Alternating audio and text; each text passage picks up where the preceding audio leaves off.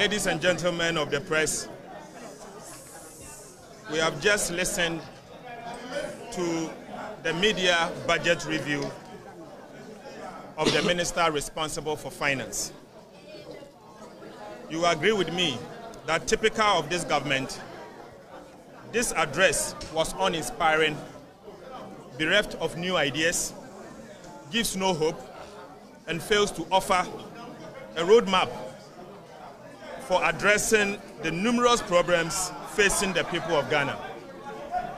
This media review leaves many people disappointed and uninspired.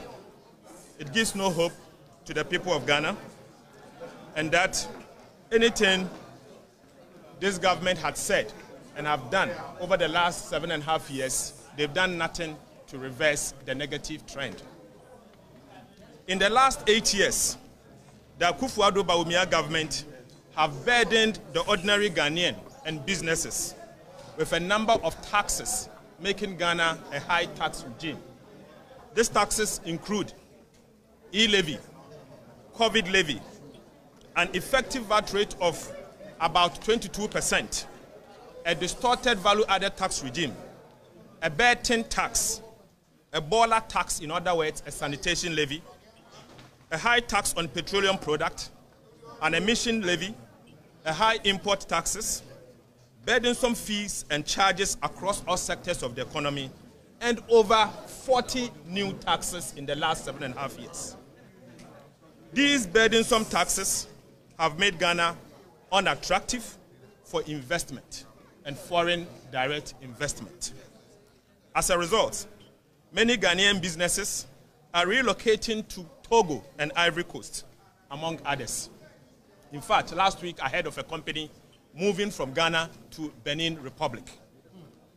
Ghana has lost so many jobs opportunities as a result of the relocation of these businesses. This adds to the already high unemployment situation due to the fact that the government has failed to create new jobs. As a result of high import duties and levies at our port, Ghana is no longer an attractive gateway to West Africa.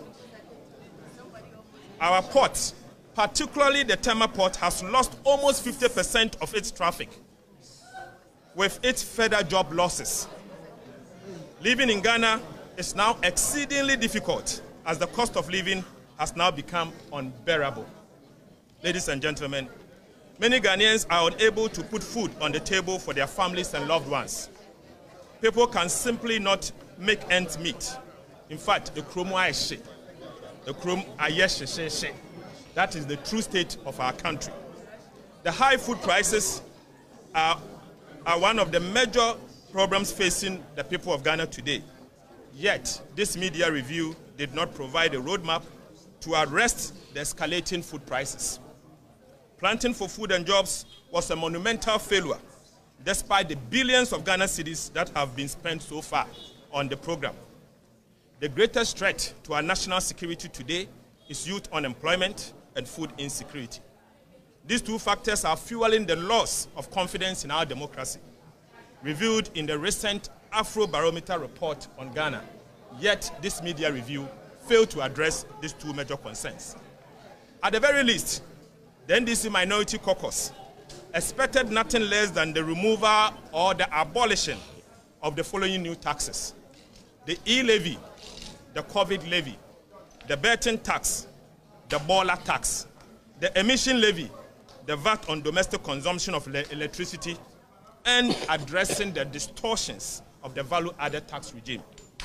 The Akufo-Addo government will be remembered as the government that has left Ghana behind with the following: bankrupt economy, default or yentumintua economy, a haircut economy, debt-riddled economy, overtax economy, high inflation economy, high food inflation economy, a shrinkflation economy, in fact, a high monetary policy rate economy, a high lending rate policy rate economy, a high unemployment economy, an extremely high youth unemployment economy, a misery or a witchery economy, a collapsed state-owned enterprises economy that they are leaving behind, a collapsed cocoa sector economy, a bankrupt Bank of Ghana, a Bank of Ghana that is positively insolvent to the extent that they are not in a position to generate enough revenue to run the affairs of the central bank.